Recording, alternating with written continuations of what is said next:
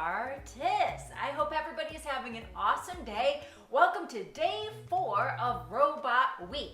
Let's go ahead and start with our little art class catchphrase. Remember, I'm going to say it twice. The first time you could just be a listener or a watcher, and then the second time it's your turn. Okay, here we go. I make messes. I make messes. I just noticed that when I said I pointed right to my eye. Sorry, that was silly to me. I make mistakes. I make mistakes. But deep inside, I got what it takes. See what I did there? I got what it takes. I am an artist. I am an artist. Awesome. Friends, today, before we get rolling, I want to give a big old shout out and a warm fuzzy to our sponsor. That's our friends, you know them well if you've been watching, Dixon Ticonderoga. They are helping supply me with the supplies I'm using to show you how to do these fun projects. So thank you so much, Dixon Ticonderoga, for supplying me with the supplies and for helping to make Robot Week possible. Thank you so much. Speaking of supplies, let me share with you what you're going to need today. Today you're going to need the collagraph that you made yesterday. Now, if you're thinking, a collagraph I made yesterday, if you don't know what I'm talking about, then just watch the 3rd Robot Week video. It's called Collagraph, and it'll show you how to make a cool robot with pieces of cardboard. We did some rubbings with this yesterday. Today we're using it again to do some printing. Something else you're going to need, which you can probably hear rattling around in the background, some aluminum foil. I love aluminum foil sheets, but if you have it on the roll, that works great too. You'll also need some water. I have my water in a large bowl and a sponge also. However, it would maybe be a little bit better if you had a spray bottle filled with water or even a baby wipe. Do baby wipes, does that word make you laugh? Because every time I say baby wipes in my art room, all the kids think it's just hilarious. Wet wipes. Whatever you have, trust me, we will make it work. The other thing you're going to want to use are markers. Markers, that's really important. So you'll definitely want to make sure you have some markers on hand. All right, friends, before we get started, let's talk about those elements of art. We know them now, so we can go a little bit faster. They are line, shape, color, baby, color. This is the element of art that we're really going to be focusing on today. Color, baby, color. Form, value, 2 of our favorite ones that we use in the 2nd day of Robot Week. Texture, we used a lot of that yesterday to make our collagraph, and space. Now let's talk about our word for the day. Our word for the day is printing.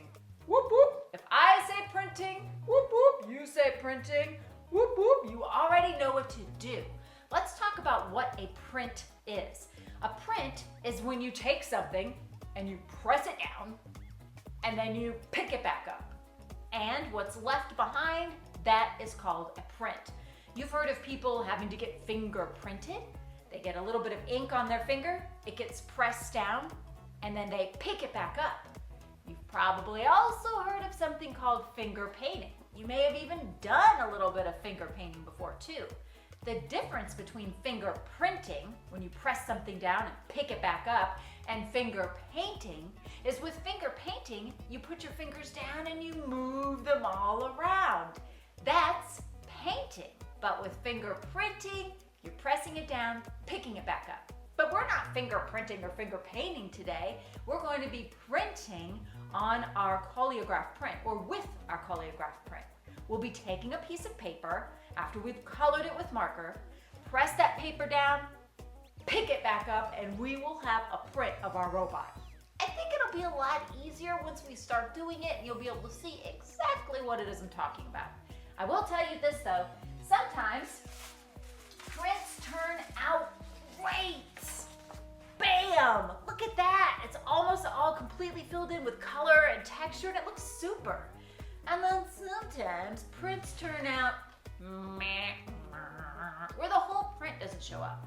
It's a little bit of a bummer, but the good news is all you have to do is try again, which is exactly what I did. First try and then boom, second try. All right, friends, before we get started, pinkies out. Today, I will be pulling my first print. It's called pulling a print because you lift the paper up. I might not have never done that before, and that is okay. My print might turn out great. My print might not. All I have to do is try it again. Mwah! All right, guys, let's get started with our prints. All right, friends, I have my collagraph that I made yesterday or in episode 3 of Robot Week. So now I'm going to do a little bit of printing with it. For this, you're going to need that sheet of aluminum foil I mentioned. And aluminum foil has 2 kind of sides. It has one side that's really shiny and reflective and another side that's not quite as shiny and reflective, and we call this kind of look or finish matte. So I'm going to actually use the matte side. Now I have a sheet of aluminum foil. You can just tear off a piece of aluminum foil if it's on a roll for you. It doesn't really matter. But if it gets a little wrinkly, that's okay. You can just kind of stretch it out a little bit. It doesn't have to be perfect because we're about to smooth it out quite a bit and reveal our robot underneath. So try to make sure that your collagraph is centered underneath. You can kind of tell by feeling for the edges. Oops, it was a little too much at the top. So there we go. And now I'm going to use one hand to hold the foil down and the other one to smooth out the robot. And what I'm doing is revealing the robot collagraph that's underneath. You can really see now all of the textures of my robot. And I didn't add any glue to my cardboard. This aluminum foil is just sitting on top. But it's really important that your extra hand holds everything still and everything in place. Because if the aluminum foil moves or wiggles even just a little bit, your robot's going to get off center and you won't be able to see him as well. So I'm really making sure to hold it nice and still, massaging around all those edges. Now what I'm going to do is just kind of fold under all of the excess or extra aluminum foil. It's a little tricky to do that the first time because you don't want the foil to move. So notice how my one hand is staying on top while I gently lift it up and fold it underneath. I'm gonna smooth it down right there, and I'm gonna go over to the opposite side, do the same thing. There we go. And smooth it all down. And now I'm going to tuck the bottom, but it might be easier for me to just pick it up, lift it, and fold. There we go. Maybe I'll turn it around and do the same thing here. Okay. Now that I have my robot completely covered in aluminum foil, I'm going to use markers to add color, baby, color. Remember I said that was going to be our focus today? So we're using color, baby, color today, and I've got my praying crayons here. And here's the deal with my crayons or my colors. I am going to be using all of these, but I kind of want to divide them up into colors that are going to look good next to each other. Those kind of colors are called analogous colors. Right now, my rainbow order is all mixed up. So let's go ahead and put these in rainbow order. If you don't know the order of the colors in the rainbow, you can remember Roy G. Biv. R is for red, O is for orange, Y is for yellow. Those 3 colors, the Roy and Roy G. Biv, the Roy, red, orange, yellow, those are your warm colors. The G. Biv, which would be green, blue, indigo is dark blue, which my blue is actually a little bit dark blue and a regular blue, so I think it'll work. And the V is for violet. This is the order of the colors in the rainbow, right? You guys knew that. If I divide these 2 colors in half, these are the warm colors. They're also analogous. They sit next to each other on the color wheel and they look beautiful when mixed together. These are the cool colors. Sometimes a way to remember, not only by the first 3 colors in the rainbow and the last colors in the rainbow, but also because think of things that remind you of warmth or heat, like a fire. Those are the warm colors. Think of something icy and cool. Those are the cool colors. You can use whatever colors you want to, but if ever you're wondering what colors look great together or what are the warm and cool colors, now you know. I think I'm going to use the cool colors on my robot today. I'm just gonna scoot these guys right out of the way. All right, when I'm adding my color, baby color,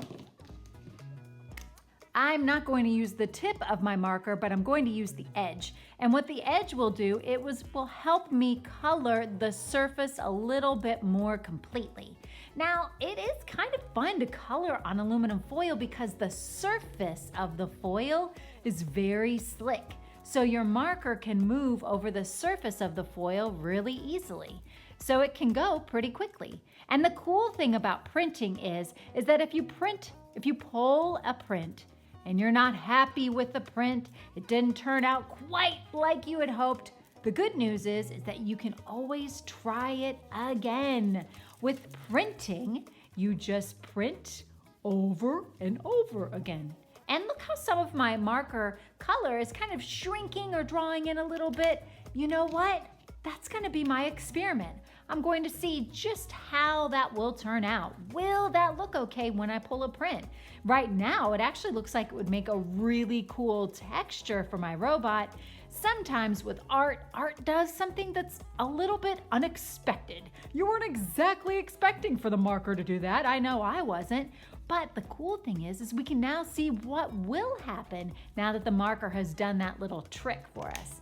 All right, I'm gonna go ahead. I probably should have colored the background first, but it's okay. With art, you can do art just about any way that your little heart desires. The good thing about art is that there's no right answer, there's no wrong answer, there's just your answer. So if you think of a different way to go about adding color, I say go for it.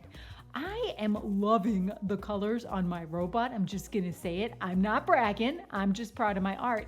I kind of wish I had stockings that were striped in color like that, or maybe that were striped in color like this. Now, if you notice, I'm trying to keep my hand away from the marker. I'm not dragging my hand through the marker, and here's why. The marker sitting on top is still wet.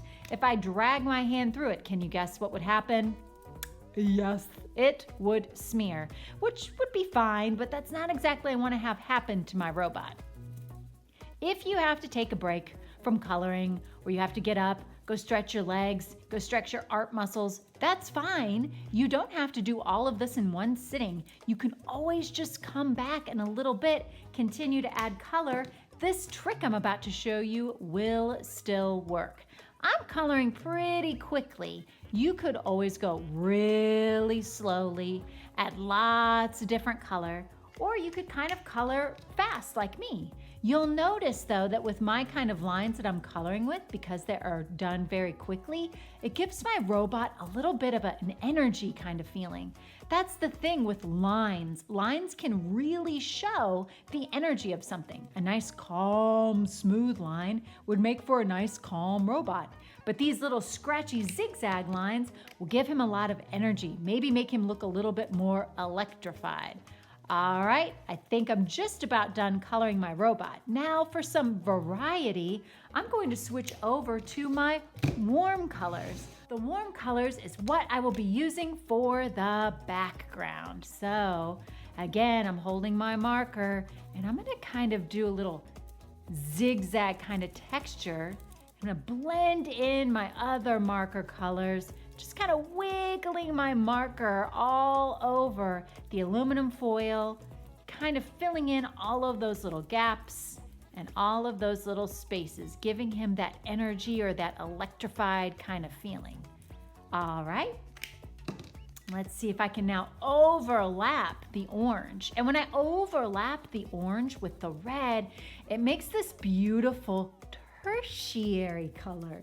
A tertiary color is a color like reddish orange. The only problem is sometimes it'll mix up the colors on your marker. You can easily clean your marker by just kind of scribbling it on a piece of paper. If you've noticed that the tip of your marker has gotten a little bit contaminated by mixing with the other colors on whatever it is you're working on. All right, so now I think the last thing I'm going to add, now you can see why those are called the warm colors. Doesn't it look a lot like fire? Ooh, look at that beautiful yellow popping up. All right, again, when you do a second, a third, or even your 15th print, you could use different colors if you wanted to. Try a little bit something different. You could totally use all of the colors. You don't have to stick with just warm colors in certain areas or cold colors on others. That's just something I decided to do. Okay, friends, I'm gonna scoot this guy over. Now let's talk about how to pull a print. I've got my piece of paper. I'm using water and a sponge. You could use a spray bottle of water and mist it, but I'm gonna use water and a sponge, and I'm gonna take my sponge and squeeze out most of the water, most of it. Now I'm going to take my paper and I'm going to dampen my paper like this. Holding it still with one hand, dampening my paper. Now I'm using sketchbook paper, which has a little bit of kind of like a surface to it that you kind of want to wipe off to get your paper nice and damp. You don't want your paper to be soaking wet. If it's too wet, your print might turn out a little watery. And if it's not wet enough, well, then it might not turn out at all. But the good news is that it will be amazing, and you can always try printing it again. All right, the reason I was kind of flipping my paper like this a little bit was to try to help it dry. Okay, I'm gonna take my paper, move this over here, and I'm gonna take my paper, this is the wet side, I'm flipping the wet side over onto my robot, and I can't let it move. And now I'm going to massage. Can you kind of see what's happening? Because I kind of can. I may have added a little too much water. It's even coming through to the other side. But you know what? If I did, it's okay. I can always try it again. Let's just see how this one turned out. What? It looks amazing. My robot turned out great. Yay. And the good news is I can always just wipe this off, try using different colors and doing it all over again. Here's one I made earlier today with different colors. So now with prints, you can keep going and going. Or what's something else you could do? Take a wet paper towel or that sponge and wipe this surface clean. If you don't feel like printing anymore, why not use some permanent markers now?